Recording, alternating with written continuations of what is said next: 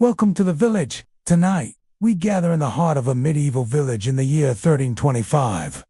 We awaken with the dawn before making our way to the fields to work the land until midday. Along the way, you will witness aspects of village life, such as interacting with villagers, working in the fields, and finding solace in the local abbey. Remember to remain open to unexpected events and challenges that may arise during your visit. Embrace the unpredictability of life in the Middle Ages, and be prepared to adapt to whatever situation may unfold. As you wake in your straw bed, the first thing you notice is the cold. As you approach the table, you notice the remnants of yesterday's supper, a crusty loaf of bread and a chipped wooden bowl containing a few scraps of cheese. Birds tweet merrily in the trees, and the soft breeze carries the sweet scent of wildflowers. The wheat falls in graceful arcs, creating a satisfying swish sound that echoes through the field. Beside you, your companions work with similar focus,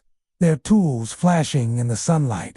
Elara and Finian are playing a game with a stick and a stone, while Thomas tends to a small garden plot next to the house. Inside, you sleep soundly, oblivious to the elements raging outside. In the morning, when the rain has finally stopped and the clouds have parted, revealing a bright blue sky, you awaken refreshed and ready to start a new day in your medieval village. How do you wish to spend your day? They greet you with smiles, their faces illuminated by the warm glow of the setting sun. You return their greetings, feeling a surge of love for your family and the simple life you share with them. Together, you form a circle, your arms resting on each other's shoulders, and recite a prayer of gratitude for the blessings of the day. As the darkness deepens, you light a lantern, its soft glow casting dancing shadows on the walls. The family gathers around the table, sharing a simple supper of bread, cheese, and vegetables. Conversation flows easily, punctuated by laughter and the clinking of mugs as you recount the events of the day. Your father speaks of the strength of the young oxen he had purchased that morning, while Elara and Finian entertain you with tales of their games in the field. As the evening progresses, the flickering lantern light reveals the lines of fatigue on your parents' faces, testaments to a lifetime of hard work. You reach out to stroke their hands, silently acknowledging their sacrifices and the love that binds you all together. After the meal, your mother clears the table, her movements graceful despite the weight of years. She hums a gentle tune as she sets out fresh straw for your bed. You help your siblings brush the hay into shape, relishing the comfort it will provide for a peaceful night's sleep. As you tuck yourselves in, you share stories and secrets, creating bonds that will last a lifetime. Your father joins you, his voice gruff with affection as he tells tales of bravery and adventure. Soon, however, it's time for him to retire to his corner, his breathing growing steady and soft. You kiss your parents goodnight, promising to take care of each other until morning. Elara and Finian snuggle close to you, seeking warmth and reassurance. You hold them tight, feeling a profound sense of responsibility and love for your siblings. Together, the three of you drift off to sleep, enveloped in the comforting darkness of your humble abode. Laughter and conversation mingle with the buzzing of insects, painting a picture of camaraderie and contentment. Suddenly, a mischievous breeze sweeps through the field, causing the wheat stalks to sway playfully. Some grains detach from the stalks and dance on the wind, creating a golden haze above you. Your fellow villagers pause their work to watch the spectacle, their faces lit up with childlike wonder. The brief interlude lifts your spirits, reminding you of the simple joys that can be found in the most ordinary of days. You notice a chicken pecking near your feet, its clucks adding to the symphony of sounds that greet you. As the hours pass, the sun climbs higher and the temperature rises. You wipe the sweat from your brow, thankful for the shade provided by the tall wheat stalks. In the distance, you hear the rhythmic clanging of a blacksmith's hammer, a sound that signifies the passage of time. You know that soon it'll be time to lay down your tools and rest. Finally, as the sun begins its descent, the signal horn sounds, its call echoing across the fields. It's time to stop work and head back to the village. You gather your tools, feeling a sense of satisfaction, knowing that together You have made significant progress in harvesting the fields. As you walk back to the village, you chat with your companions, sharing stories and jokes to lighten the mood. The setting sun paints the sky in hues of orange and purple, creating a picturesque backdrop for your return.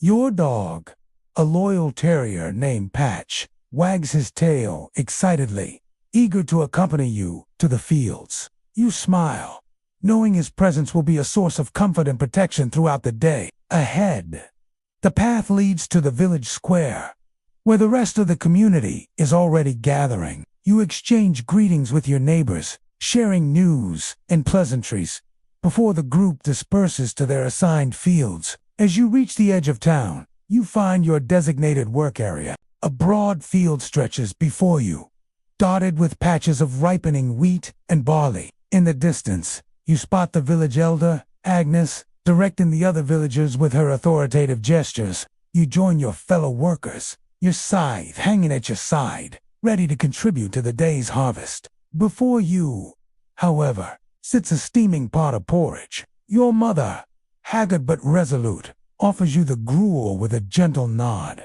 As you take the bowl, her calloused hand lingers on yours for a moment, a silent exchange of love and duty between mother and son.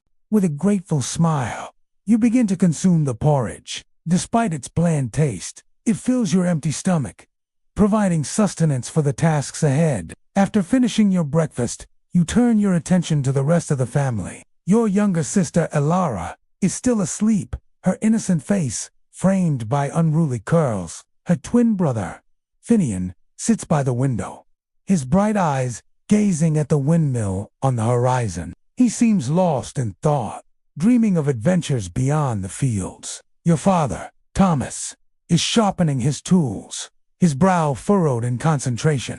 His strong arms and back speak of a life dedicated to hard work. You know he will spend the day tending to the sheep in the pastures. With a silent nod to your father, you grab your own tools, a rusty scythe and a worn leather hat. It's time to join the others in the fields. It's not unbearable, but a constant reminder that warmth is hard-won and easily lost. Next, you become aware of you are in a small cottage made of wood and wattle and daub, the walls adorned with rustic furnishings and tools of the trade. In the corner, a sturdy oak table sits next to 3 rickety chairs. Above the table hangs a lantern, its glass shade dusty from lack of use.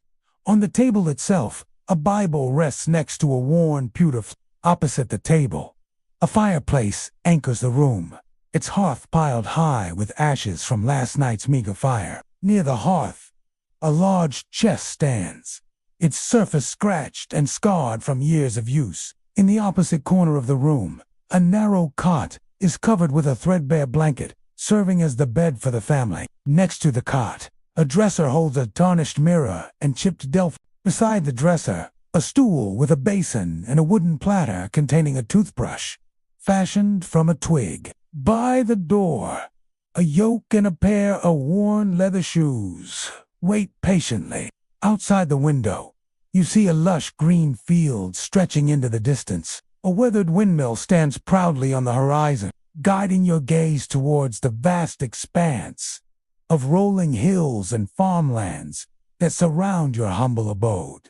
What do you do now? Then we return home for a meager meal and await the storm. Seeking refuge in the local abbey, we are met with soothing sights and sounds until the rain subsides. Here, we can rest, contemplate, and reflect upon our place in this historic setting. As the rain falls, I invite you to embrace the tranquility of the present moment, letting go of any distractions from the outside world. Take a deep breath, relax your body, and prepare yourself to experience life in a 14th century village. In this immersive journey, you will step into the shoes of a villager living in 1325 and experience their daily routine. While the game progresses, I encourage you to engage fully by responding to prompts and making choices that align with your character's desires and goals. Your decisions will influence the outcome of your visit to the village, so choose wisely and consider the consequences of your actions. Furthermore,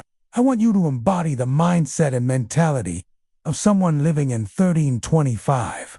Let go of modern sensibilities and immerse yourself in the traditions, beliefs, and values of the time period. Keep an open mind and be respectful of the customs and norms of medieval society. Finally, remember to maintain a sense of wonder and curiosity throughout your journey. Embrace the unfamiliar and be open to learning about life in a 14th century village. Your visit to the village is an opportunity to experience history firsthand. So embrace the adventure and create unforgettable memories in this captivating medieval setting. Are you ready to begin your journey? It's going to be a busy day, so get some rest while you still can. With the day ahead of you, you decide to start with breakfast. As you step outside, the fresh air invigorates your senses. As the sun climbs higher in the sky, you swing your scythe rhythmically, the motion becoming second nature to you. But soon the playful breeze subsides, and it's back to work.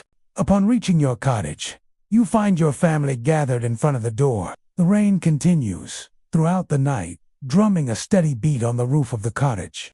For the next several weeks, the weather stays fair. A crisp wind blows through the valley, rustling leaves to gold and red. Acorns drop, ripe for the gathering. The creek dwindles to a trickle. The animals grow sleek and fat on hillsides, and your chores become easier, more familiar. You and your sisters learn to shear wool from the stubborn sheep, gathering sticks without complaining, and mend fishing nets with careful hands. One evening, while your father is mending a harrow in the corner of the barn, you ask him about shearing. How will we manage when summer ends? You wonder, thinking of all the work ahead. We will make do, your father says, looking up with a crooked smile. The rains came when they should. The fields are clear. Winter wheat is sown. We should have bounty come spring. It could be worse. Worse. There would be no famine, he says, shaking his head. But there would be change. He doesn't elaborate, and you don't press him. Later that week, you accompany your mother into the village. She needs fresh yeast from the baker, and you tag along, helping her carry baskets and jugs. You walk past the butcher shop, and the sight of blood staining the cobbles brings a sudden memory. The girl in the blue dress, the girl with the silver clasp, laughing as she runs. You didn't know her name, only that she was gone. Before you could learn it, the butcher leans out his door, looking for something. He asks, smiling. Her, you say, meaning the girl, but not knowing her name. Who? The one with the clasp, with the silver clasp. You say, hoping he will understand. He shakes his head, chuckling. She is gone now, or she has grown wings and flown away. Who knows? You shake your head yourself, and as you turn to leave, you see a new face in the crowd, a girl about your age, maybe younger. She wears a skirt of deep green and a leather jerkin. She stands before a crude cart piled high with fish.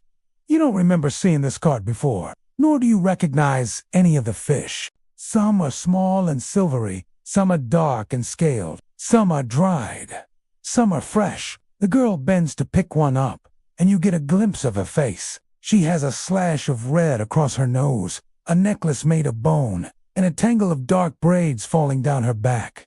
You want to ask if she's new here, if her family just moved to the village. But you don't.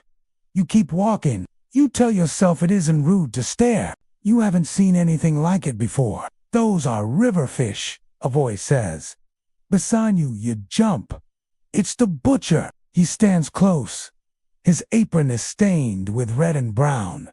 From where? The north, he says, nodding toward the hills. From beyond the lake, where the mountain king lives.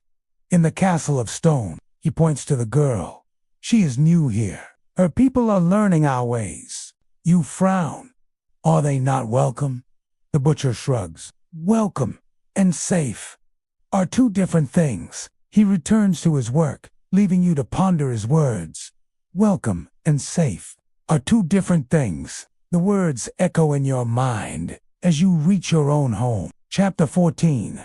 Whispers in the market. The next market day, you find yourself drawn back to the stall. The girl is there, talking in rapid lilting phrases. Her hands fly as she describes something, gesturing with long, elegant fingers. You can't understand her words. But, she speaks of fish, of stories from the north, of magic woven into legend. You linger, wanting more. Then you turn to go, remembering your mother waiting with the donkey. Suddenly, the girl calls out, "Here, take this." She thrusts a small, intricately carved box into your hands. "Give it to her," she says, inclining her head toward the hill. "It is a gift from the king under the mountain." Then she is gone, melting into the crowd. You hurry up the path, clutching the box. At the top, you pause, breathless. You look back, searching for the girl.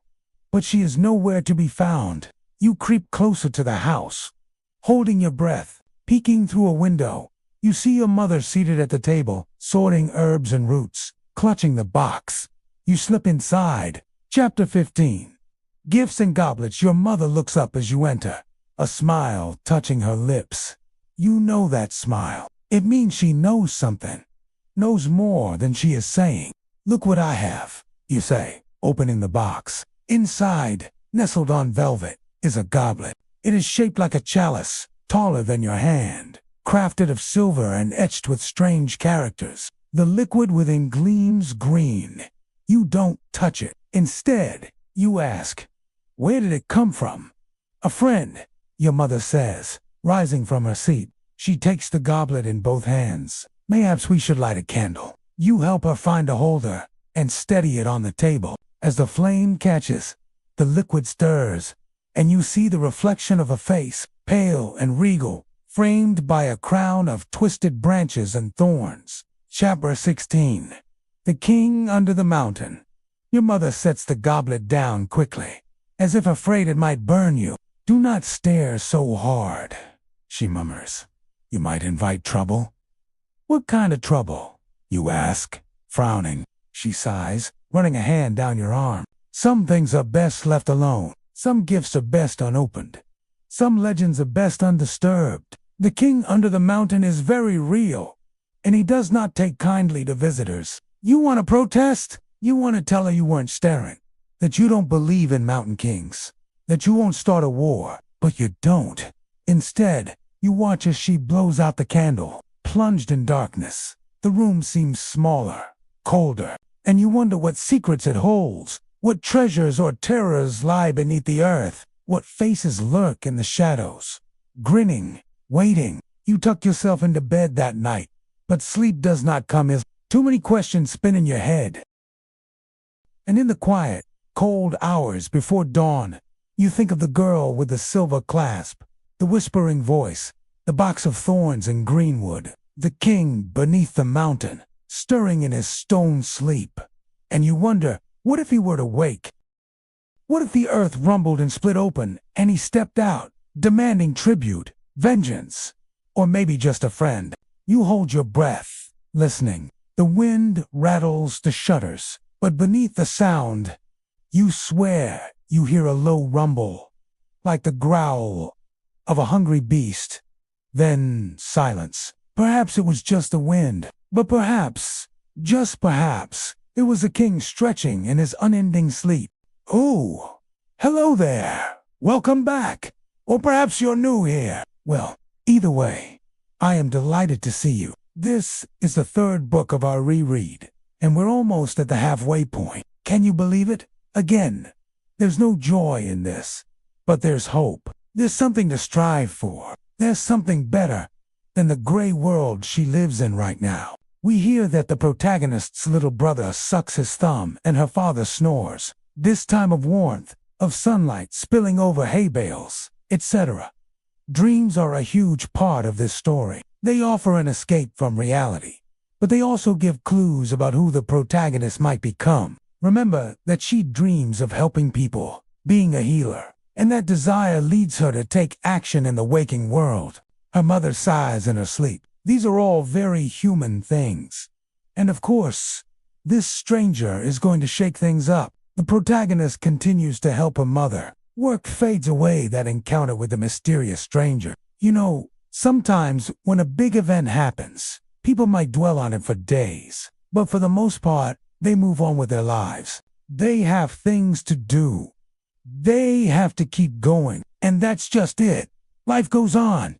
You can just tell. The fact that he wears a sword makes him seem dangerous. But the description of that sword, the way it's wrapped in leather, polished, etched with strange symbols, that hints at something bigger. There's a world outside of this village, a world with magic and adventure, and the protagonist is about to be swept up in it. I can feel it. And they remind us that even if life is hard, it's also ordinary. It's filled with little joys and sorrows. And that makes me think that even if this world is shrouded in darkness, goodness can still shine through. What stands out to you from these chapters? Which ones, if any, were your favorites? And what are you hoping to see happen next? Let me know in the comments below. Also, if you enjoyed this video, please hit that thumbs up button. And I will see you next week when we talk about chapters 18 through 22. Until then, happy reading and take care. So today I wanted to talk about some of the things that stand out to me from chapters 13 to 17. Our protagonist wakes up and the morning is bitter again, and yet he sees them and offers to trade with them anyway. These characters might be poor, but they're not looked down upon. I think that's really nice to see. And also, every single interaction our protagonist has with other characters is good. She doesn't beg or steal. She tries to make an honest living. She's willing to work hard, and that's a big part of why I like her. Life is hard, but she gets up and faces it. This is a young woman who is full of determination. She goes to the market with her sister and trades their few possessions for food. But I think it's worth mentioning that, while they are poor, they aren't starving. They will eat. It's not a feast, but it's something. The mood of this chapter, and really these 4 chapters, is so important. I think we get a picture of life after the fall of the king, but our protagonist's mother is working hard to make their clothes smell better. She wants to make their home feel like a home, and that means so much to me. Everything is hard, but there's still beauty to be found. The sky is like faded parchment. I really appreciate when authors draw attention to physical details like that, because it reminds us that these are real people. It's not enough to say this character is poor, or this character is hard-working. They have sore arms. They have calluses on their hands. These are physical manifestations of what it means to struggle and to work hard.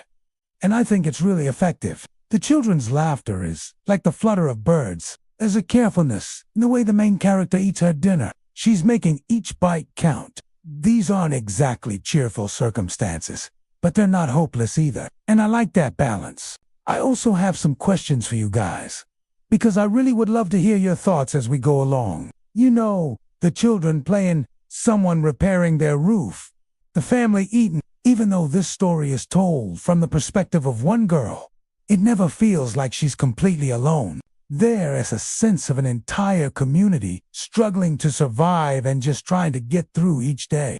And she's part of that. But let's start with what stands out to me. So, chapter 13 opens with that beautiful line. Evening falls slowly over the village.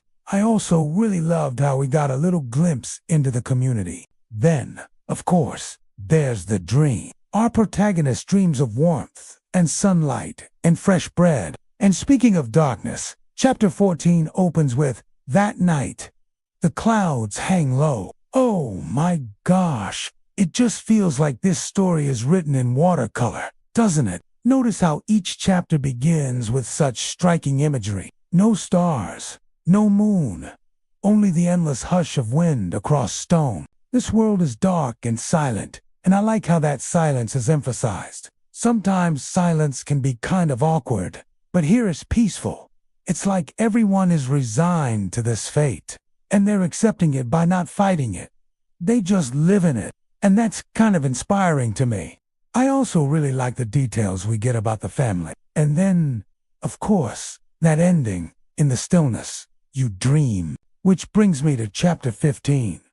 Remember that dreams aren't real, but they can inspire reality. I love the scene where they meet that merchant. He's dressed in finer clothes, more prosperous, and he obviously has access to different foods and goods. Chapter 16 starts with smoke and soap. Once again, this is everyday life. Right, it's not dramatic, it's not exciting.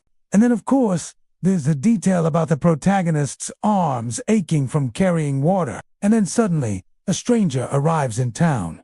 The tone changes. The protagonist's sister grabs her hand. She feels nervous. And finally, Chapter 17 closes out this section with smoke and soap. Everyday life returns. Now it's time for those questions I mentioned earlier. Okay, let's get started. Chapter 18, The Wise Woman's Hut. Later that week, your uncle falls ill. A chill in his chest, a rattling breath, eyes dull as weathered stone. He smiles weakly over porridge the next day, and you feel something you haven't in a long while. Relief. There are flutes and children with painted cheeks, and women wearing wreaths of herbs and tiny wildflowers. The wind shifts one morning, colder, sharper. The hens stop laying. The ground hardens under your feet. Winter is coming. You know it like you know your own name. Wood is stacked. Clothes are patched. Nets are mended. Everything becomes about getting through. You wrap your feet in rags. You sleep in every layer you own. The breath of your family rises in ghostly clouds above their mouths each morning. And still, the fire must be fed, the animals tended, the prayers whispered. No one talks of the cold, because speaking it aloud makes it real. The priest blesses the bread and the fields. The reeve speaks too long, but no one really listens. There's dancing. You forget how tired your legs are. Also, we have a Patreon-exclusive podcast where we talk about folklore and fairy tales from around the world. We would love it if you checked it out. Until next time, stay safe, stay warm. Bye. There's meat on the table. Roasted rabbit, carrots, even honey cakes. Sticky and golden, wrapped in dock leaves. You eat until your belly is full, until laughter bubbles up inside you without effort. The music plays long after the sun has slipped behind the hills. You twirl with your sister until you fall, giggling into the tall grass. And for a little while you don't feel poor. You just feel alive. And maybe even joy. The wise woman gets a loaf of barley bread in return. Your mother gives it to you to deliver. When you return, she offers you something unexpected. A charm woven from nettle and twine. For your dreams, she says. You hang it above your bed that night. And for once, you sleep without dreaming of hunger or sickness, just of light and bees and a hill that hums like a lullaby. Your mother sends you to the edge of the woods, to the hut of the wise woman. You've never gone alone before. The forest path is narrow. Roots, like curled fingers across the earth. Birdsong flickers in the air, but it feels like the trees are holding their breath. When you reach the hut, it leans like an old man too tired to stand straight. Smoke slips through the chimney like a thread of wool, unraveling. She opens the door before you knock. She always knows when someone is coming. Her eyes are milky, but her hands are strong. She gives you a pouch of herbs wrapped in birch bark, tied with string that smells of honey. You must boil it at dawn, she says, and not a breath later. You nod, even though your hands shake. Chapter 19, A Little More Alive. Your uncle recovers slowly. Chapter 20, Feast Day. It comes only once a season. Feast Day. Chapter 21, A Chill in the Wind. But joy never stays. Not here. Thank you so much for watching this story. If you liked it, please consider supporting the channel. I think part of why we love fantasy stories is because they give us a chance to escape to different worlds, different times. And there is something so compelling about a story that takes place long ago in a faraway land. Because it feels like anything can happen and everything is at stake. Today, we are going to talk about Spinning Silver by Naomi Novik. If you have not read this book, let me do my best to convince you to drop everything right now and pick it up. And if you love those kinds of stories, then I have a treat for you today. When her father is tricked into making a deal with a mysterious stranger to exchange his fortune for straw, Mira is sent to the king's son's court to take his place. As the story goes on, Mira meets all sorts of fascinating characters, including a prince, a handsome stable boy. In summer, deer and elk. They were warm, soft, safe places. From the first page, we know that Mira is a strong female lead. Not only is she smart and capable, but she also thinks on her feet. All of the characters face hardship, loss, and grief, and they respond to these challenges in different ways. I can't wait to talk about this book more with you. Thank you so much for watching, and happy reading. Bye. Some characters choose to keep going, even when there is nothing left, and some characters choose to run away from their problems. Miriam, however, faces her problems head-on. When her family loses their money, she spins straw into gold to try to help. When she is accused of a crime she didn't commit, she fights to clear her name. When her loved ones are in danger, she finds a way to help them. She refuses to simply sit around and wait for something to happen. And I think that's a valuable lesson for us all. Life is difficult, but we can choose to meet those difficulties with a positive attitude, with kindness, and with love. And sometimes, we can choose to dance in the middle of the road. For example, when Mira is told to spin straw into gold, she figures out a solution pretty quickly. Now, I don't want to spoil it for you, so I won't tell you what her solution is. But let's just say it involves a cat and a little bit of ingenuity. This scene perfectly shows Miriam's resourcefulness, but it also foreshadows her strengths later in the book. Throughout the entire story, Miriam proves herself to be clever and capable. For example, while everyone else is sleeping, she studies alchemy books, and when the king offers her a position as his alchemist, she accepts. This isn't just because she wants to gain the king's favor. She actually wants to learn. This desire to learn and do more is a big part of why I love Miriam as a character. She's ambitious, and honestly, that's pretty cool. You could live in a wolf's den when you were young and small, but when you grew larger, you needed your own space and your own rules. It was better to be alone. That was when you were truly wild. This feels like such an important moment in the book. Miriam has lived with the wolves. She has been raised by the wolves. But she is growing up, and it's time for her to leave the den. She needs her own space. She needs her own rules. And yes, it might be scary to be alone, but it's better than being in a den that isn't yours anymore. And most importantly, the mysterious stranger, who is more than what he appears to be, spinning silver, is an amazing retelling of Rumpelstiltskin. Instead of a miller's daughter, we follow Miriam, who is the daughter of a Jewish merchant.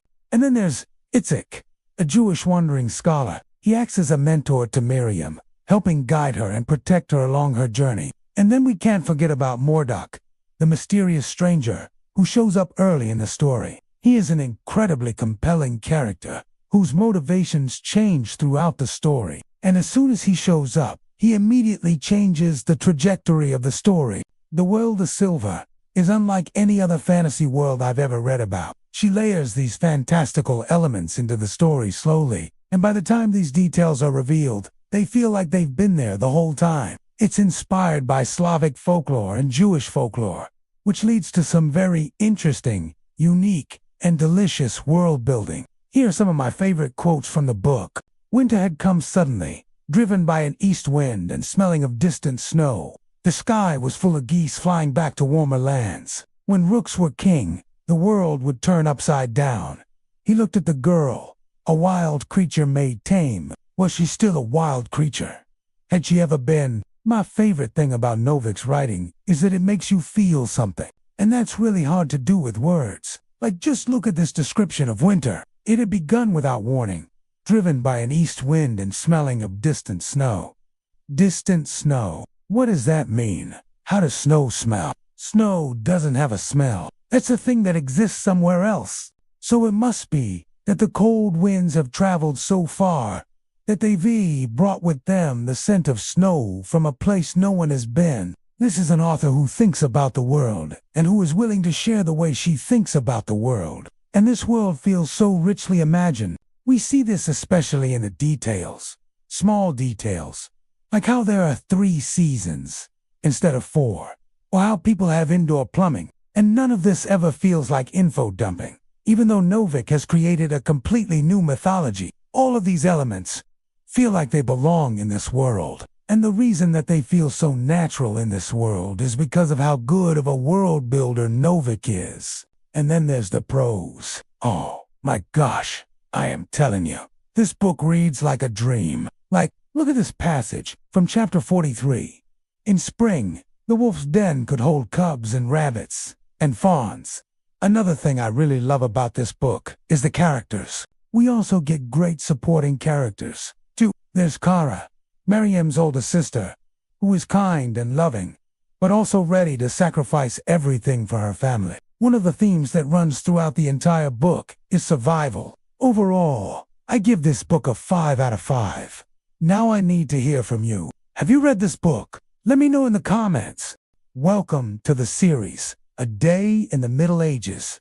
This series is brought to you with the help of my patron. If you'd like to help support this series and get early access to each episode, please consider becoming a patron. Chapter 25. The Longest Day.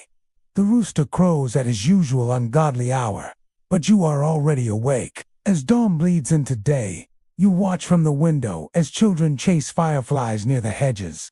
In the village, the meadows are your kingdom, and you reign over it with a wooden sword and an untamed spirit. You tend the vegetable garden, pulling weeds and coaxing new shoots to grow towards the light. You glance at your hands, surprised to see how dirty they've become. How does one stay clean when one works from sunrise to sunset? You wipe your palms on your skirt and sigh. The wood smoke drifts from the chimney, carrying with it the promise of supper. She hums a tuneless song as she works, her face pale in the firelight. You ask after your brother, but she only shakes her head, her lips pressed together in a thin line. You understand her worry.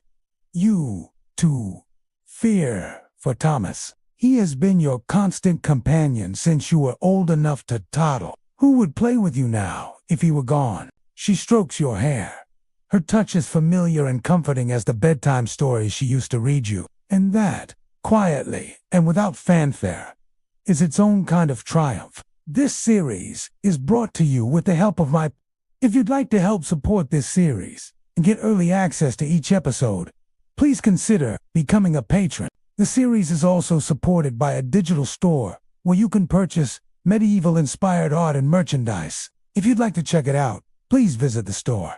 Thank you for watching. Every night you say a prayer for Thomas, begging the saints to heal him, to restore him to you. Every night you pray that you will wake up to the sound of his laughter, to the sight of his smiling face. Every night you hope for a miracle. Who would share secrets and dreams? Who would be your partner in all things wicked and wild? The thought of life without him is unbearable. You share a crust of bread between you, watching the flickering flames dance in the hearth. It sticks to your ribs and warms your belly. Afterwards, you help clear the table, careful not to disturb the cloth. You tuck a stray lock of hair behind your ear and sit on a low stool by the door. The fire crackles merrily in the hearth, casting flickering shadows on the walls. You watch the flames twist and turn, imagining fantastical shapes and creatures within their depths. From here, you can watch the last sliver of sun sink below the horizon. Night has fallen, and soon the stars begin to appear, pinpricks of light against the velvet sky. You count them one by one, whispering their names. Once everything is in its place, you set to scrubbing the floor. You sweep and sweep until you can see your reflection looking back at you from the flagstones. Your small hands ache from the work, but you don't complain. There's no feast, no dancing, just the hush of evening and the slow, steady rhythm of being alive. By the time you return home, your body is slick with sweat. You quench your thirst with a drink from the well and collapse on the grass nearby. The water runs over your skin, chasing away the heat. You gather herbs for your mother, their pungent smells sharp and sweet under the noonday sun. You collect wood with your brother, walking in companionable silence along the forest edge. The trees stand dark and imposing, but you aren't afraid. You know these woods like the back of your hand. You can find your way to every hidden nook and cranny. You chase butterflies and roll in the clover, their tiny hairs tickling your skin. You weave in and out of the other children, laughing, and for a stolen moment, you are free. See a spider spin its web between two blades? Notice the small birds nesting in the hedges. You see the world anew, finding magic in the mundane. A butterfly lands on your outstretched finger. You hold perfectly still until it takes flight again, then resume your play. Their laughter drifts through the open pane, mingling with the murmur of the stream and the bleating of sheep in the pasture. And together the two of you scrub at the week's accumulation of dirt and grime. The water runs clear, catching the sunlight. The fabric grows soft and clean and full of sky. The air is alive with the scent of fresh linen and honeysuckle. Your father is up, tending to the animals with the practiced ease of long habit. Soon your mother will rise, too, though she moves slowly, her face creased with worry. Even a sweet summer day cannot entirely banish the shadows that have fallen over your household ever since Thomas fell ill, ever since your little brother Thomas had come down with the fever. You hadn't slept deeply. Now he seems a bit better. But still, you don't dare drift off. Not while the life of your sibling hangs in the balance. The sun rises early now, spilling gold across the fields. It lingers, as if reluctant to leave. It's a good day for washing, so you step out into the bright sunshine. Today, the laundry can wait. You rush to the well, a broad smile splitting your face. Scoop up water in your cupped hands, letting it trickle down your arms and onto the parched earth. Drink deeply, then splash more water on your face and head, enjoying the coolness. When your mother emerges from the house, you run to her, tugging at her skirt. She bends down and kisses the top of your head, her touch gentle. For a moment, the world is right. For a moment, there is nothing but the warmth of the sun and the feel of cool water running through your fingers. Later, you help your mother with the linens. She has set up a washboard near the well. As the day stretches out before you, you play with the other children. When the church bell tolls, signaling it is time to begin your chores, you reluctantly pull yourself away from your games. As you work, the heat of the day grows heavier, the sun seeming to climb higher and higher in the sky. You watch a beetle crawl across a blade of grass. Later, you sit with your sister by the threshold, bare feet against the warm earth. Your mother stirs a pot at the hearth, its contents bubbling gently. The meal tastes good, simple as it is, a porridge of oats and vegetables. Evening falls, bringing with it the sound of crickets and the lingering buzz of dragonflies. You sit for a long time in companionable silence with your family. A twig snaps outside, and you start pressing closer to your mother. For tonight, you've made it. You've lasted another day in the Middle Ages. Thank you for watching. If you enjoyed this episode, please remember to like and subscribe. Chapter 34. The Sparrows Call. There are birds in the eaves, small sparrows huddled in the rafters. One flies out and lands on the window ledge. It stares in. It stares at you. Do you feed it? You do. You bring crumbs and flour and bones from fish you've been given. Sometimes it eats from your hand. It lets you stroke its head. You name it Ash, because its feathers are dusty gray. It sings to you in the mornings, a tiny bell ringing in the quiet. And then one day it doesn't return. The weather grows colder. You find Ash lying beneath the eaves, shivering, covered in frost. You bring it inside. You hold it close, and then it wakes. You notice something then. It has no feet. You shouldn't keep it, your mother says, though her face is kind. It'll die and bring bad luck. You wrap it in wool. You sit with it by the fire. You watch it grow fat on grain. You don't think about luck anymore. Chapter 35. The long road north. You hear stories from those who travel north. They speak of a lord named Lionel de Valois, who they say has promised sanctuary, somewhere far beyond the mountains and the plague, where it's always summer. You want to believe him. You talk to the oldest person you know, the village crone, Baba Yaga. She sits on stools, hunched like an oak root. Who will guard us from the wolves? Your mother asks her. Who will protect our fields? He who guards his own fields is a fool, she says, and the wolf follows only what it can catch. Go while you have the strength. Leave your fate to God, and when you look back, turn not. Chapter 36. Packing for the journey, you take little with you. Only what you can carry. Some dried meat, a loaf of bread, some salted fish, a water skin and rope, and a cloak to share. You pack carefully. You don't know how long the journey will be or what you'll face. A warren of rabbits lies ahead, and Baba Yaga has warned you to trust no hare, no rabbit that speaks along the way. Keep your eyes ahead. Trust no one, not even if it seems right. Trust nothing but the road itself. So you put your hood up high, and you walk away from the familiar gate of your village, from the tower and the old elm tree and the field of dandelions, where you once fought with Tomas. You walk with your parents, side by side. Ahead, the path narrows and the trees draw closer together. Thank you for joining me. Chapter 34. The Night of Owls. Tonight, you lie awake past the time the hearth should be cold, but you're restless, tossing beneath your blanket, tracing patterns on the rough-hewn ceiling beams. You've been before. You know the paths and the sights and sounds. But never like this. The church bell rings, its song cutting through the morning quiet, joyful instead of mournful. Saints' Day. Today, the priest will dance instead of pray. The children will gather wildflowers, and the old mason will play his harp. You feel it more than you see it. The gathering dusk, the sudden chills. You hear it in the whispers of the trees. The season turns. One evening, you stand by the outer wall, your bare feet brush dry, brittle grass. The wind snags your hair, and for a heartbeat, you're not hungry, you're not cold, you're not afraid. For a heartbeat, the world is beautiful. The sun dips low, stretching its fingers across the land, holding back the dark. You raise your face to it, letting its warmth seep into your bones. You don't know how long you stand there, but when you go inside, you find your mother by the hearth. She looks up, startled. I didn't hear you leave, she says, but there's no scolding in her voice.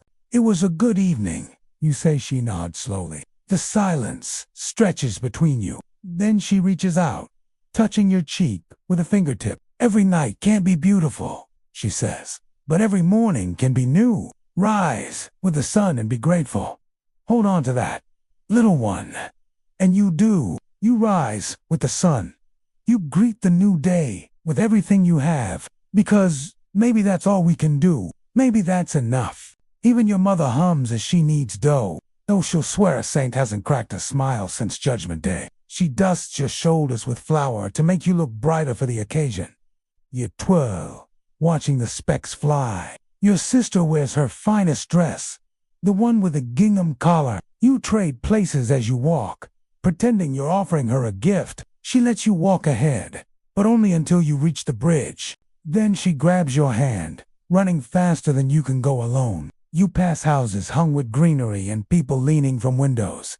Some wave, some offer candy, some hold up jugs of cider. But you keep going until the chapel rises before you, fresh and welcoming.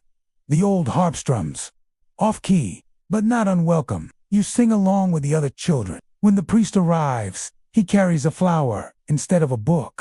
He dips his head to greet your mother, who curtsies. In return, her hands clasped tightly.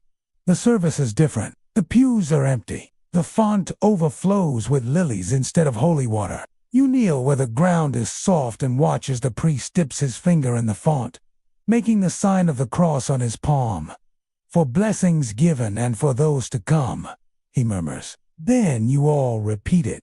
For blessings given and for those to come. The service ends early, and when you step outside, there's a festival waiting. There's bread and tots and even a pie filled with leeks. You share a slice with your sister and watch the dog parade. When the sky bruises with twilight, you light a single candle in the chapel. Inside, you whisper a name. No one can hear you, but the rafters hold it anyway. Today, you're old enough to help. You're old enough to carry the small jug. His smile shows too many teeth, all yellow and uneven, like a hive of angry bees. He introduces himself as the saltman. Ha ha. You want to run, but your feet seem stuck. He smells of seaweed and smoke and something wild. He asks for food and water for his horse. Your mother fills a bucket from the well, and while she does, he runs a hand down your sister's arm, making her giggle. He tells you stories of the ocean, of ships shaped like dragons, their sails like wings of fish, the glow at midnight of a storm, so fierce it swallowed a cathedral whole, leaving only its bell tower ringing in the sea. You can't tell what's true or what's bravado, but when he looks into the fire, his eyes dance with the flames. And for a moment, you see wonder there, untamed and bright. Before he goes, he gives you a small crystal of salt, sharp and shining like a tiny fallen star. You tuck it under your pillow, just in case. Your father wakes you at dawn. He already has the cart loaded, ready, and when you step into the street, the sun feels new on your face. You walk between stalls of grain and flowers and salted fish, but your destination is clear. The crooked sign creaks above the door. Elves well seasoned. You enter, and the smell hits you first, yeasty and sweet, the promise of warmth. Your father exchanges casks for coins, and while he counts out your purchase, you wander by the hearth. It's cold now, but later, this space will be alive with laughter, with haggling men, with tankards raised high. The brewer's wife is kind.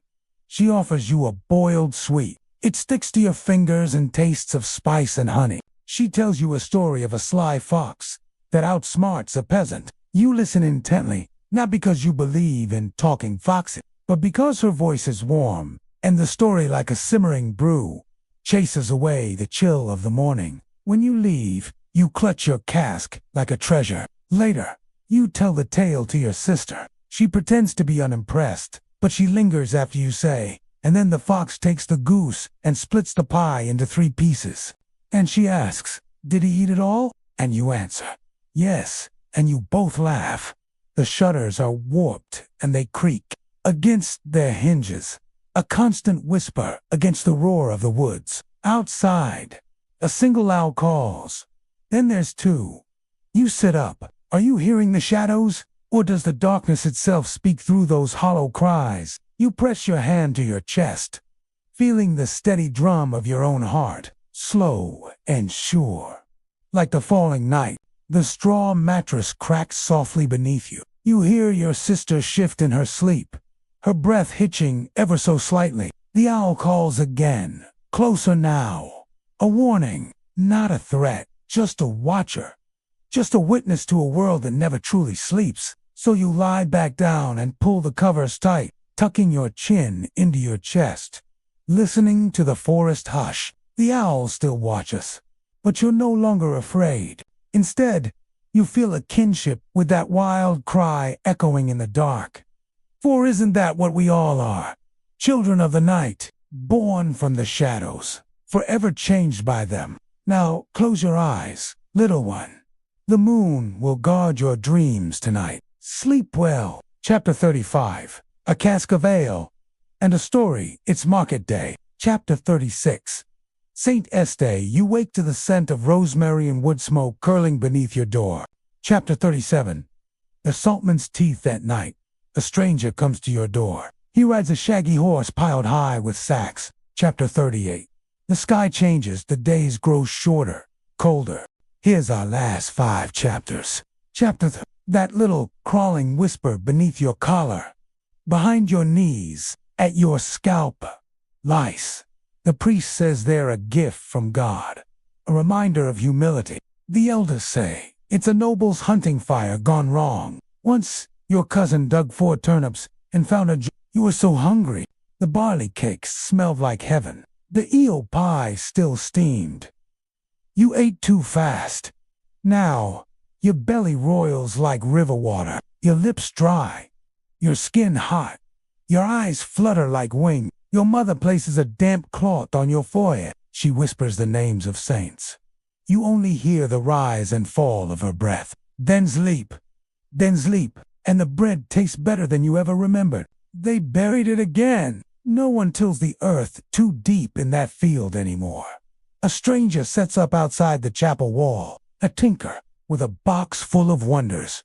Spoons that dance, mirrors that show only smiles, a spinning top that hums. You have nothing to trade, but you offer him a story. He listens, really listens, then places something in your palm, a tiny bell carved from bone. Only rings when you laugh. He says, "You try it." It doesn't ring yet, but sometimes, in late summer, wildflowers bloom there in a perfect circle. The iron one near the hill. You know its voice. It means fire, or flood, or death. Your family hurries to the square, wrapping cloaks tight, breath puffing in clouds. A house has fallen. Just that, old beams, weak roof. But the boy inside, he didn't make it. Someone says his name. Someone else covers the mother's mouth. The bell tolls again. Then silence. The sky slowly, gently, turns blue. No one knows why. Some say it's where night once died protecting a lady. Others say it's where the crows gathered first. You walk past it quickly, every time. The reeve says it's dry magic. Your mother just says, pack the cheese. Now, you walk for hours, bundles tied tight. The smell clings to everything. You sleep that night under a low ridge of stone, earth still warm from summer. In the distance, you see flames flicker along the trees. The stars above look away. You think maybe God never had to sleep in straw. Your mother boils your tunic, pounding it with soap root and stones. The itching lessens. For now, but in the dark, you still feel them watching, waiting. They always come back, like winter, like hunger, like breath. Chapter 40. Under the gallows tree. There's a tree beyond the pasture, where no birds sing. The gallows tree. Once a year, a cart rolls past your door, and the adults close their shutters. You sneak out. Everyone does. The rope swings gently in the wind, and the crowd whispers like dry leaves. This year it's a thief, they say, or a heretic, or both. He stands tall, even with wrists bound. He says something. You can't hear it, but you remember the shape of his mouth, how it almost looked like a prayer. You run home and scrub your hands until they're raw. Chapter 41. Smoke in the sky. The forest is burning, not near, but not far. Ash falls, like black snow. Chapter 42. The field of bones. They say a battle happened here, long ago. The grass is thin, the soil strange. Chapter 43.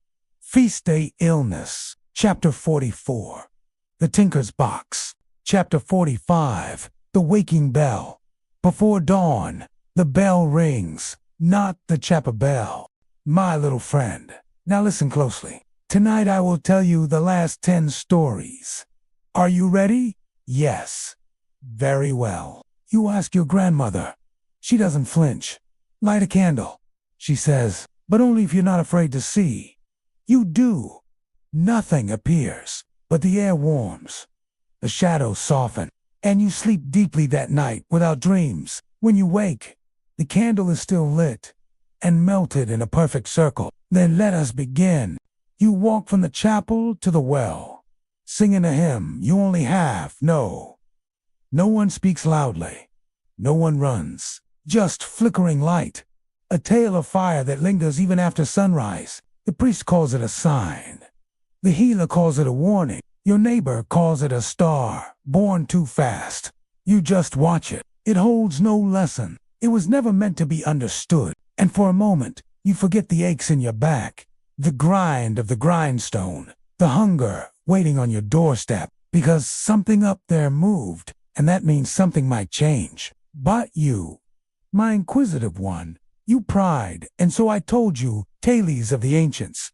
The mountain weeps, and the river runs full of blood. Now, you must be warned, for the final chapter brings no comfort.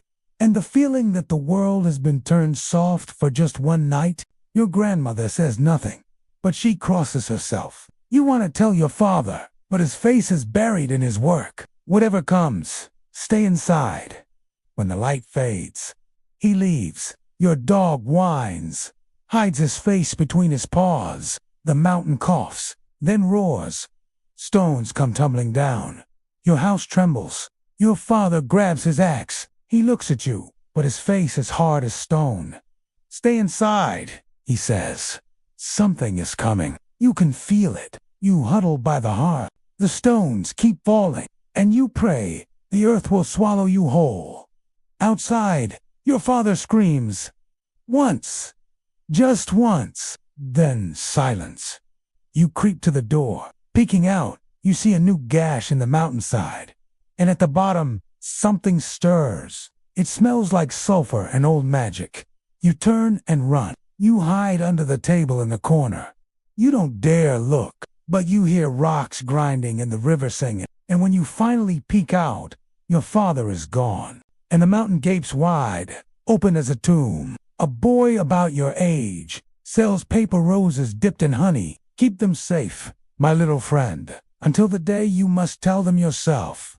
He kisses your cheek anyway and runs. Later, the honey melts in your pocket. The young girl sat in silence for a moment, her eyes fixed on the flames. She says it's because she made a wish. You believe her. You press your fingers to the cracks in the shutters, watching the edge of the woods. Then, as if a sudden thought had struck her, she asked, "What about you? Do you have any stories to tell me?" The old woman smiled mysteriously. "Perhaps another night, little one, another night." With that, she leaned back. And soon enough, both girl and crone were lost to slumber, each enveloped in their own dreams and stories. 4 stories have a way of finding those who need them most. Oh, and one more thing. If anyone ever tells you they come bearing gifts from me, do not trust them. A song he asks, "If you believe in dragons, a gift," he said. Your mother hesitated. Your father shook his head. You say yes. Not Latin, not French, not words. You know, it waits. We already know who we are. The scribe bowed, and you do not wake afraid. But it hums. You read it out.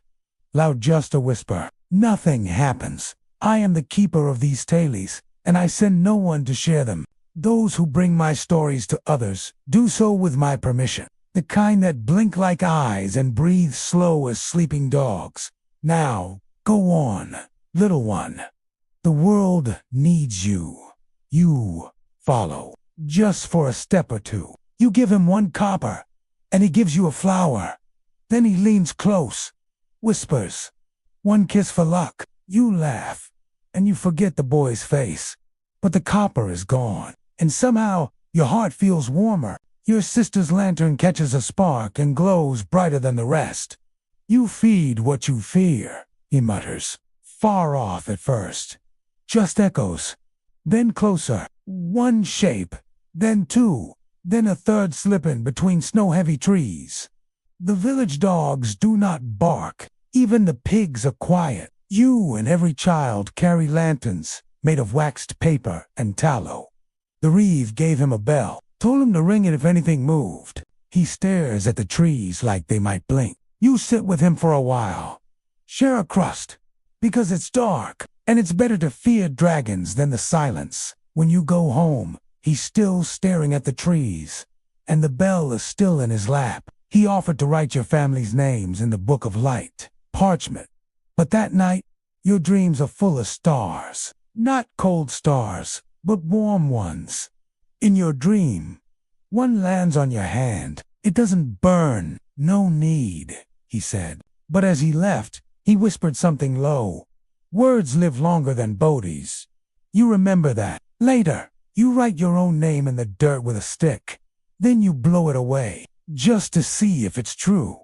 Your father sets a bowl of broth outside the door, so it learns not to bite. You don't understand, but you help carry the bowl anyway. Chapter 46. Candle for a ghost. There's a whisper in the barn at night. A soft knock, just one son. The old timber wall. Chapter 47. The wolf's song in deep winter. The wolves sing. Will-o'-the-wisps. Some call them. You see them one night while chasing your runaway chicken through the reeds, blue and small and dancing like candlelight. Then you remember the tales of girls who wandered too far, of boys who never came home. You whisper a thank you to the moon, clutch your chicken tight, and run. The lights do not follow, but they blink once like blinking eyes before they vanish. Chapter 48. The law of bread. You know this law well. If a baker shortens a loaf, his hand may be taken. If a merchant salts too much pork, his coin may be taken. If you take a crumb when you shouldn't, you run. But even in fear, you leave half the crust behind for the next child, because hunger is the only law you truly understand. Chapter 49. The Marsh Lanterns. They say spirits live in the marsh. Chapter 50. The Scribe's Warning. The scribe came from the abbey, with fingers stained in ink and eyes red from reading. Chapter 51. The Lantern Procession. A cold night in spring. The first thaw.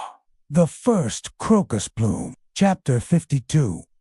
The day of the angel star one morning. There's a bright streak in the sky. Chapter 53. One copper. One kiss. The market is loud today. Spices cloth. A goat dancing on two legs. Chapter 54. The longest watch. Your cousin is on watch duty. He hasn't slept. Chapter 55. The prayer you weren't taught in the stable. Beneath the straw, you find a torn page. The final chapter is not for children. This story should have remained hidden in the old woman's chest, along with the secrets of time and the taste of forgotten dreams. Chapter 56. Beneath the mountain bleeds. At first a trickle of mud, then a rush of red. You cannot look away. These stories are yours now. As the old woman finished her tale, the fire crackled softly, casting flickering shadows on the walls of the cottage. Chapter 56. The Leech and the Liliette Village. Healer comes for your brother. He's coughing again. Deep, raking sounds that come from the bone. The healer is quiet, gentle. She brings a jar of leeches. You watch as she lays them on his skin, and they cling like sticky shadows. Bay drink. Fermented pear wine, and speak in whispers. Later, he tells you a story. No talking. No singing. No humming. Even you volunteer to help in the kitchens. At first, it's strange. You count them at night. 1, 2, 3, and so on. He tells you it was carved from volcanic rock in a land far beyond the sea. You ask if it holds magic. He says yes, but only for those who listen. He grinds ochre ink slowly, whispering prayers in Latin. She doesn't speak your dialect well, but she laughs like rain on a window. You share your lunch. She gives you a ribbon. Then she's gone. Weeks pass, and then one market day, you see another child wearing her shoes. They're scuffed now. You don't ask why. You just remember the sound. Then he lets you write one letter. Just one. You choose L for your sister's name. The monk smiles. That letter, he says, will last longer than fire. There's a rhythm to their breathing, like lullabies in feathers. It was built wrong, people say, but the old priest says, no, it's meant to look inward. You visit it often. When your thoughts feel heavy, you sit and stare at that blank stone wall, and slowly thoughts slide away, like water on slate. Sometimes you cry, sometimes you laugh, sometimes you just sit. That window becomes your favorite view. Your father says chickens dream of dust and worms. You believe him. One night, you fall asleep beside the coop. Your dreams are warm and grainy, with flashes of golden straw. When you wake, one hen is nestled in your lap. She stays there all morning. But then you start to notice the scrape of a spoon in a wooden bowl, the hush of robes brushing stone, the rhythm of breath. The world speaks, even when you don't. When the fast ends, you don't want to talk. You just nod and listen. His laugh shakes stools off the walls, but he makes delicate things, hinges that move like feathers, keys the size of acorns, tiny birds of wire that bob their heads. You ask him why. He shrugs. Because no one expects it, he says. He teaches you to shape tin over coals. You burn your fingers. But you smile anyway, because you made something that wasn't there before, about a dog who chased the wind and a lamb who refused to grow up. He says the story is about you, or maybe your sister, or maybe someone who hasn't been born yet. You ask for the ending. He smiles. There isn't one, he says. Just a path that keeps bending. You like that? Later, she crushes dried lily root into a powder and stirs it into boiled milk. He drinks. You watch the color return to his face, slowly, like dawn creeping over hills. You still don't trust the leeches, but you thank them anyway. Chapter 57. The crow that knew your name one morning. A black crow lands on your windowsill. It says nothing, just stares. Your mother throws a shoe at it. Your father makes a cross with his fingers. But the next day, it's there again. And the next, then one evening, as the sun drips low, the crow caws, just once, and it sounds like your name. You don't tell anyone, but the next morning, you leave half your bread on the sill. It takes it, flies away. You never see it again. Chapter 58. The broken-wheeled milk cart loses a wheel on the main road. It's a hot day, and the sun is cruel. You help lift the broken frame while your uncle curses and spits. A stranger approaches on horseback. Not a noble, just a rider with sharp boots and sharper eyes. He doesn't stop to help, just nods at you. And for some reason, you feel seen, like someone marked your place in the world. The wheel is fixed, the grain is saved, but the rider haunts your dreams for weeks. Chapter 59. The Shepherd's Talion. Old Shepherd visits your father. Chapter 60. The Law of Silent Savory Year. The Abbey holds a silent fast. Chapter 61. The Sleep of Chickens sleep like little bundles of fluff tucked on rafters and under benches. Chapter 62. The Inkstanethi monk lets you touch the ink. It's cold, heavier than you expected. Chapter 63. The window with no view theres.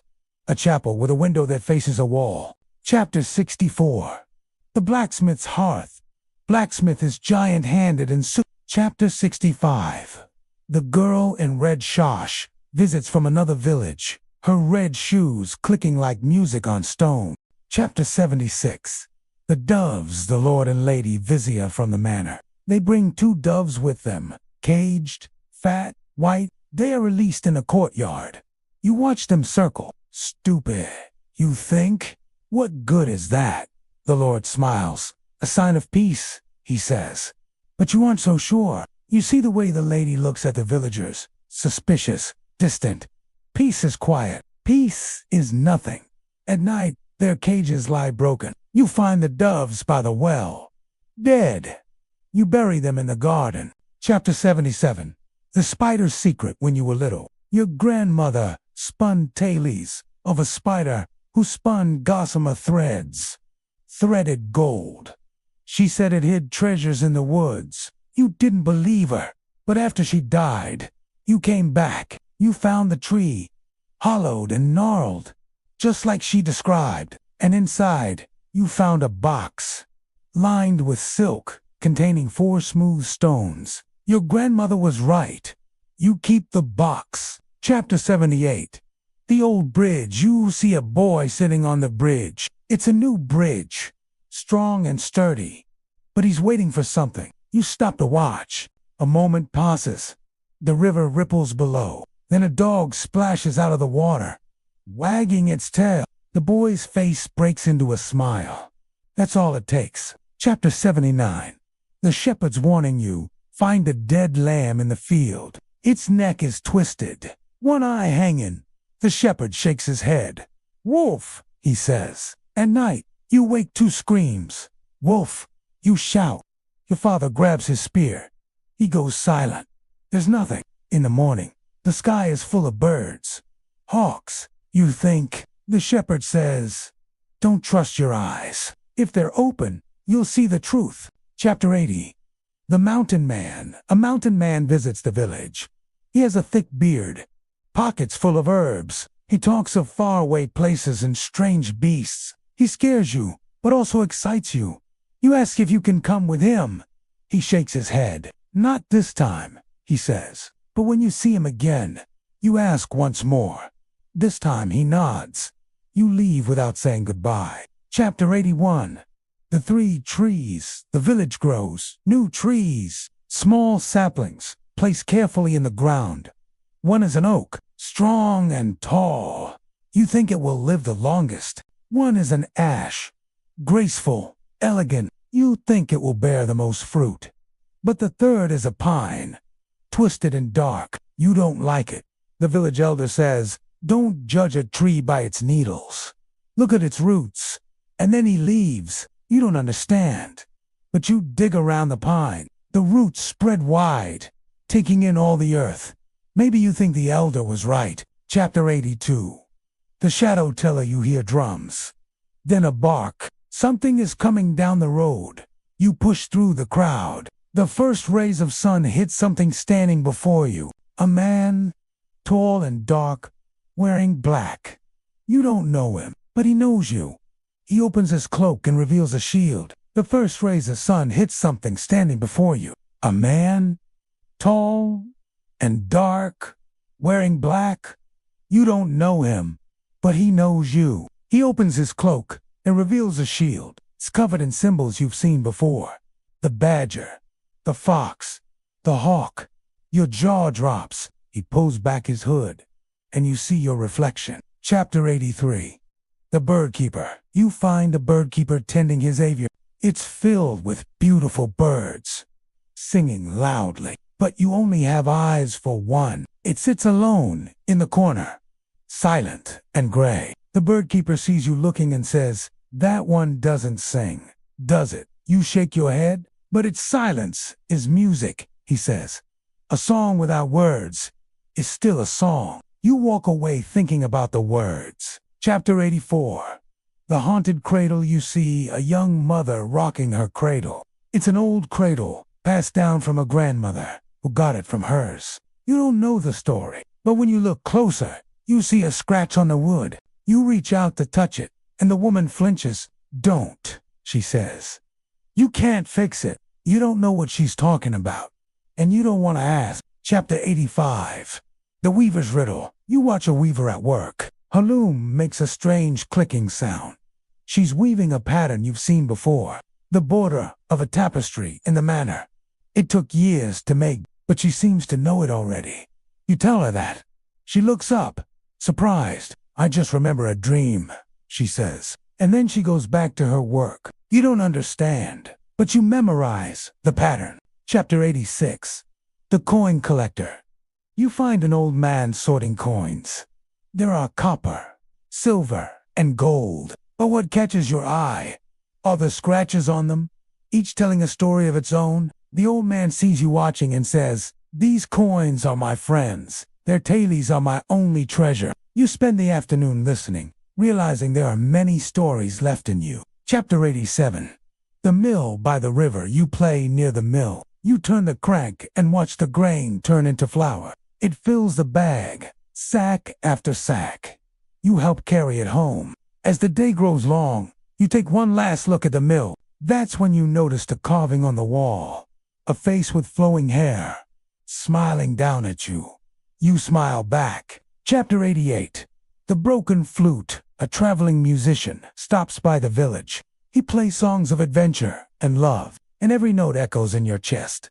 When he's gone, you find his flute. It's made of oak, smooth and worn. You pick it up. It feels perfect in your hands. You put it to your lips and blow. Nothing happens. The flute is cracked, but you keep it anyway. Chapter 89. The gardener's daughter. You meet a girl in the garden. You don't know her name, but she seems happy here. She points out flowers you've never seen before.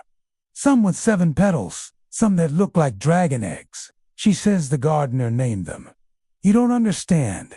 She must have been very lonely, but then she smiles, and you realize she isn't lonely at all. Chapter 90. The borrowed star. One night, a shooting star streaks across the sky. You wish to become a storyteller. The next day, you find a book. It's filled with blank pages. You think it's a sign? You start writing. The book becomes your friend. Chapter 91. The tanglewood. You explore the forest with a friend.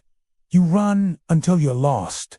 The trees look the same. You don't know which way to go. Suddenly, a squirrel darts across the path. You follow. It leads you to a clearing, then disappears. You see an old tree with a hollow. Inside, you find another book. It's filled with drawings and pressed flowers. You don't know who it belongs to, but you put your own drawing in. Chapter 92. The storm caller. The wind picks up. Clouds gather. Your mother calls you inside. She shuts the door against the rain, but you press your ear against the wood. You hear your father's voice calling out to you. You're scared, but then the thunder booms. And you know he's home. Chapter 93. The storyteller's gift. A storyteller visits the village. He's wrinkled and wise. His beard reaches his knees. He carries a wooden box. Every evening he tells stories from the box. Tales of giants and fairies. You love it. But when he's gone, you find the box empty. Still, he keeps on telling stories. You think maybe the stories are the only thing that's real. Chapter 94. The Bone Carver. He takes a deer's leg and whittles it into a necklace. He takes a raven's skull and turns it into a pendant. He takes a deer skull and carves it into a whistle. You don't understand, but you ask for a whistle too. The bone carver gives it to you. It's a simple shape. You don't know what it means, but when you blow, you hear the deer's call echoing in your soul. Chapter 95. The shepherd's crook. A shepherd loses his crook. He curses. It's not just any crook. Each curve and knot is important. He searches for hours. Finally, he finds it wedged between two rocks. Relief floods his face. You don't know why it matters so much, but seeing his happiness, you decide it must be magic. Chapter 96. The Sculptor's Apprentice. You find a sculptor working on a statue. He's making a face. It's beautiful, haunting, sad. You ask him why. He looks up, startled. I don't know, he says. She just stood there. That's all. She just stood there in the snow, and I knew I had to remember. You're confused, but you stay for a long time. Chapter 97. The Last Dance. Before the wedding, you dance with your sister. You twirl her around. You laugh. She giggles. You know, this might be the last time. Your sister goes to live in the city. Becomes someone else's. You hug her. Tears fall onto your dress. Neither of you speaks it, but then she pulls you into a smile. And suddenly, it's not goodbye. It's see you later. Chapter 98. The lock and key beggar comes to the village. He asks for food, but mostly for money to fix the lock on his cage. You don't understand. But one day, you find a key. It fits perfectly in the lock. He looks at you, grateful. Now I'm free, he says. But you don't see him go. Chapter 99. The Whispering Stones. You sit on a hill, overlooking the village. The wind ruffles your hair. You look at the fields, the creek, the roofs. That's when you see it. A circle of stones in the distance. You don't know they're there until they're right in front of you.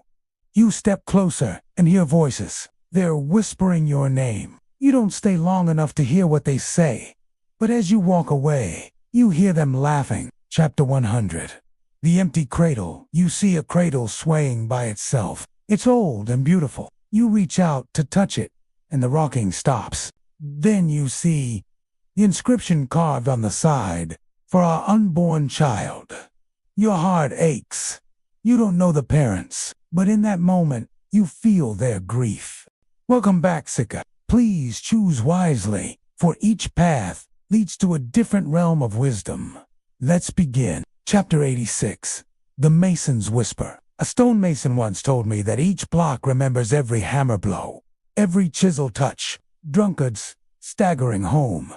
A shrill one.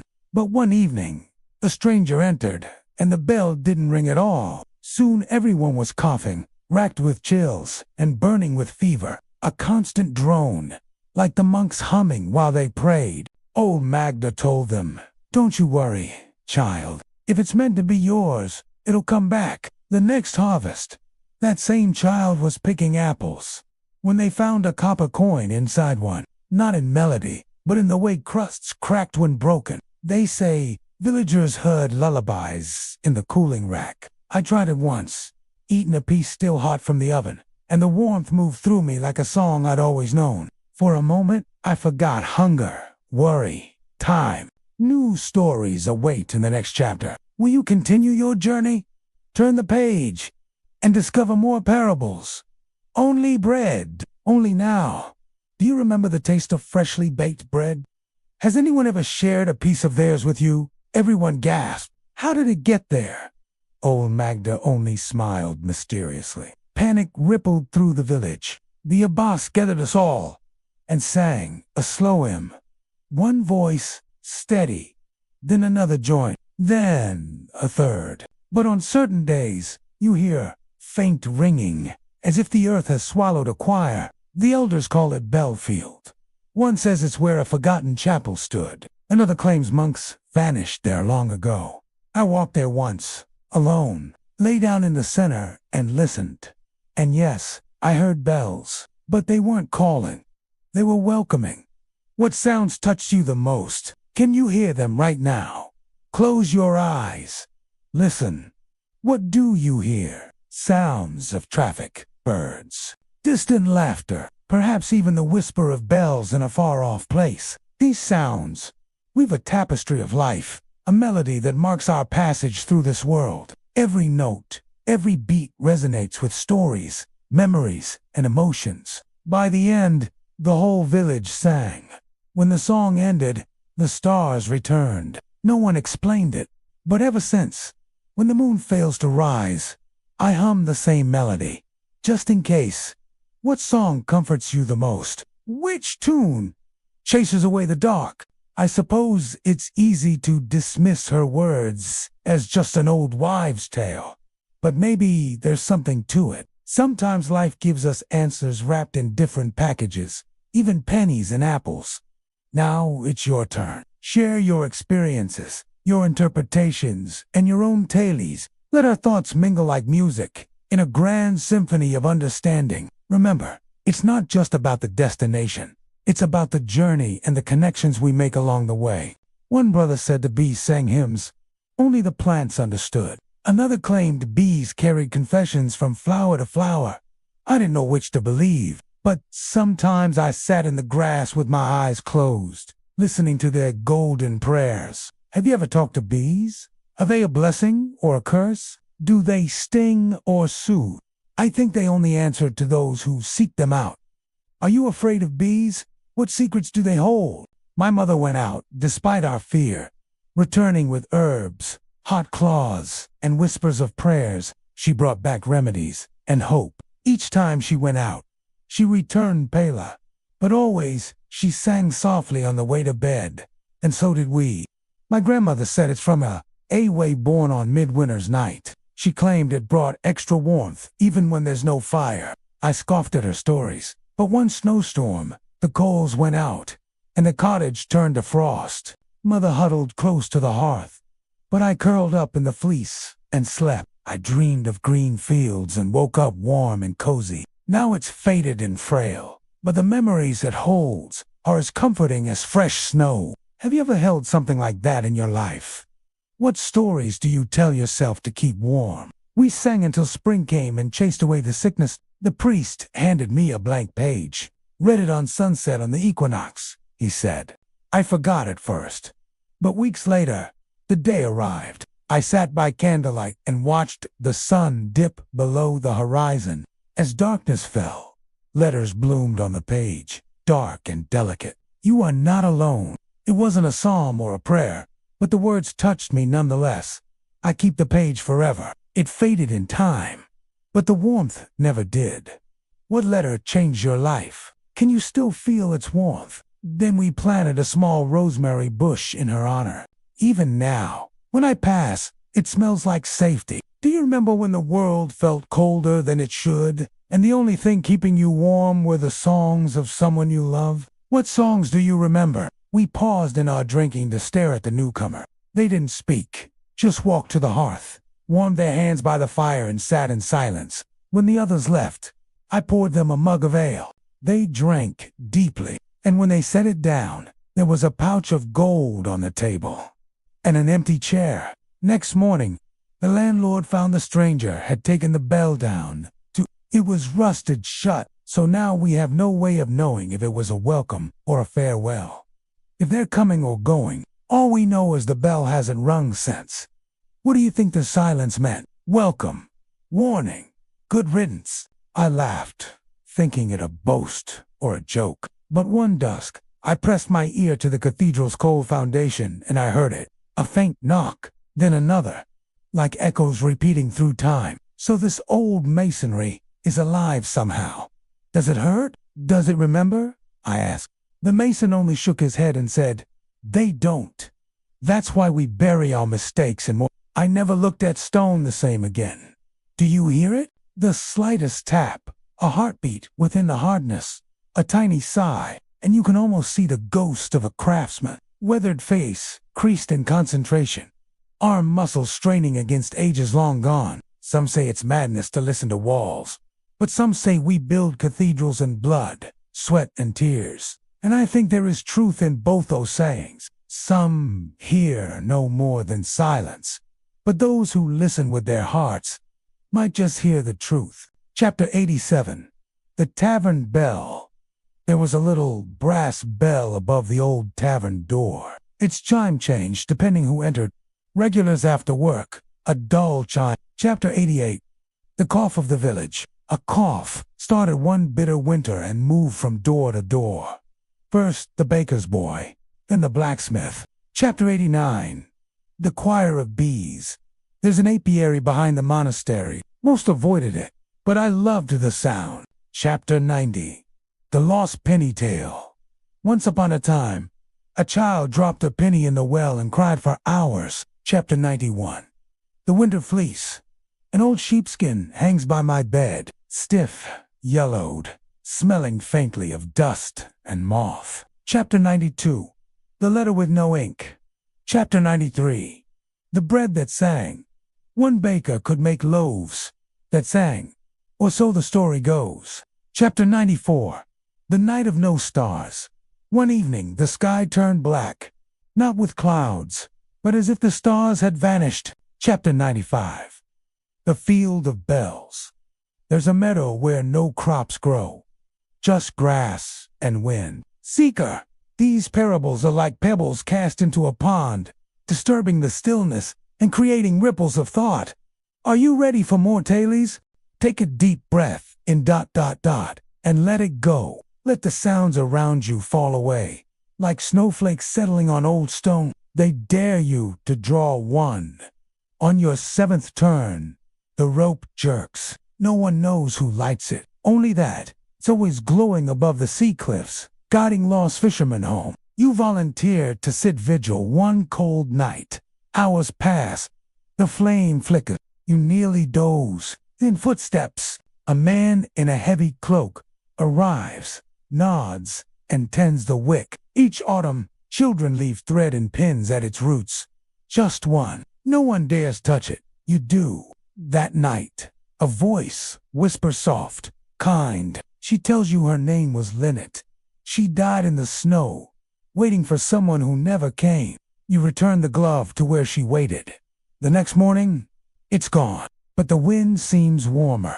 Kinda. You think it's nonsense, until your cloak tears during a storm. Your pouch is gone. You chase him through alley and arch until he stops before a stone shrine. He kneels. You catch up, ready to shout, but you see him place your pouch at the foot of a statue, along with others. For those who have none, he whispers, and walks away. You leave yours too, cold and far from home. You rest under the elm. When you wake, your cloak is stitched clean, a silvery thread curling through the patch. You whisper thanks, and the leaves shimmer in reply. You ask his name. He says, "Only I was you once," and vanishes into fog. And what rises isn't water, but a smooth stone, carved with 7 circles. You show it to the oldest woman in town. She nods. Each bite, he says, remembers. You taste it, and you swear. A flicker of something ancient moves across your tongue. Rain ash. Hope you chew slowly. You're told to burn it only when you truly need guidance. Years pass. You keep the candle safe, but some nights, people say they hear hammers echo. You're dared to go listen, but one dusk, you sit with your back turned to it, eyes closed. You hum softly. When you finally look back, every flower has bloomed, all at once. You never tell anyone, but you go there often, and always bring a lullaby. At midnight, you enter the forge. Dust, silence, But as your eyes adjust, you see a sword on the anvil glowing faintly red, still warm. You leave quickly. But 4 days after, your dreams spark with steel and fire. One night, lost and weary, you light it. The flame dances like a compass needle. You follow it through fog, over bridge and bramble, until you reach your door. Safe. The candle goes out the moment you turn the key. Says it means you've been chosen. Chosen for what? She only smiles and offers you tea. Feel your thoughts drift like parchment in candlelight. You are safe here. Warm, unhurried. Our story tonight continues. It wanders gently forward, where flickering torches light mossy walls, and voices echo across time. Rain falls in sheets. The river swells. You nearly slip on the stones, but something soft catches your hand. A feather. No bird in sight. You pocket it, and the rain lessens. Inside the mill, you find the wheel spinning backwards. Old Jared frowns and says, balance must be restored. He sees your feather, nods. Once, you never lose it again. Chapter 96. The bucket riddle at the village well. Children whispered that every 7th bucket holds a secret. Chapter 97. The lantern keeper in the hills. There's a lantern that never goes out. Chapter 98. The feather and the flood you're sent to the mill before dawn. Chapter 99. The tide candle each year. The abbey gives villagers candles made from beeswax and lamb tallow. Chapter 100. The needle in the tree. They say an old elm near the woods was once a seamstress in another life. Chapter 101. The glove and the ghost at the edge of town. A glove hangs on a post. Chapter 102. The pickpocket's confession in the market square. A boy runs past you. Light hands. Fleet. Chapter 103. The bread that remembered. The baker says, today, loaf was made from last year. Sourdough starter, which came from a dough to winters before that, which came from a crumb saved during the famine. Chapter 104. The empty forge. In the village square, an old smithy stands cold. Chapter 105. The meadow that dreamed. There's a meadow, past the hills, that only blooms when no one's watching. Farmers say it's useless. As frost settles across the fields, you mend your winter cloak by candlelight. A cricket chirps from inside your hearth. You whisper gently, are you staying for the winter? The cricket pauses, then chirps twice, but each reflection shows not your face, but a moment from your past. You see your childhood dog.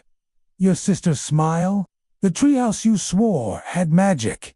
You ask the price. He says, only the truth. You tie blue for peace, red for courage, green for forgiveness. The next day, a breeze tangles the threads. The fence hums softly. They say it's the wind speaking on behalf of those who can't.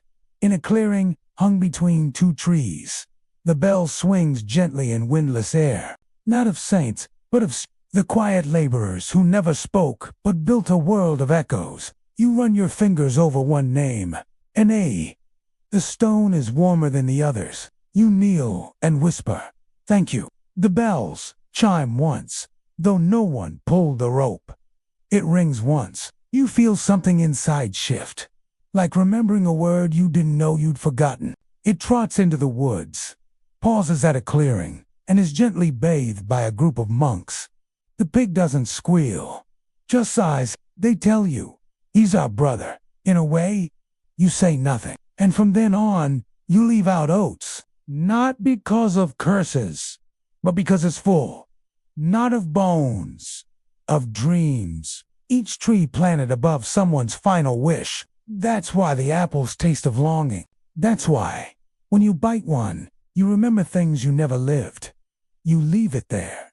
Some bells ring louder in silence. Every time, people laugh at first, then wonder. The other candidate shrugs. You can't argue with sparrows, he says, and everyone agrees. You give him a story, the real one you never told anyone. He nods, and the mirror keeps your secret. Inside lives, a woman with silver eyes and a voice like people leave things there. Letters, broken tools, bruised fruit. The wick flares, soft gold. You sit beside it for hours, feeling your heart slow. Not all candles need fire. Some burn on truth.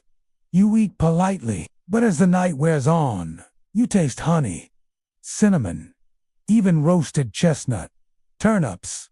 Become memories. You ask how. The host winks. Sometimes, hunger is the best seasoning. Each morning, they're gone. No one knows her name. No one asks. It's said she can only stay as long as people believe she never existed. Inside, the dates of every eclipse, storm, and failed harvest. But there's one blank page. Today's he hands you the quill. You hesitate. Then Rada was here, and it mattered. He nods. Time turns a page. You laugh, and so a tiny patch near the collar, a place for him to hide. That night, you sleep warmer than you have in years. One misty morning, a traveler sells mirrors at the gate. You find yourself doing the same tonight. A simple meal. The flame shows not a vision, but a shadow. Your own, smiling, yet something in the warmth fills your chest, more than meat ever could. Outside, the snow falls. Inside, you are full. The scribe's apprentice complains of an itch that won't leave her fingers. Ink stains her hands every day. She says, sometimes the quill moves before her thoughts form. You watch her write a name yours. She blushes. You don't know whether to feel scared or understood. Behind the dyer's house, people tie scraps of wool to a fence. Each color, a different wish. During lean months, bones were boiled into broth, and stale crusts dipped into it like gold. She makes only one candle a month, says it burns for exactly 1 hour, and brings exactly what you need to see. You light yours on your name day. When the chapel bell goes missing, everyone suspects thieves, but one child says he hears it in the woods. You follow. Each stone in the abbey's floor is carved with a name. Old Maud's pig disappears every full moon and returns cleaner than when it left. You follow it one night. The town holds council votes with stones. But this year, a sparrow keeps landing on one candidate's shoulder. There's one cottage in the village with no lock on its door. You're invited to a feast, but when you arrive, the table holds only turnips, every kind roasted, mashed, raw. You find a candle that never lights. Until one night, you speak aloud to it. Not a spell, just a secret. In the abbey library, a monk shows you a book bound in pale leather. Its cover smells of lavender and dust. You're told to never dig under the apple orchard.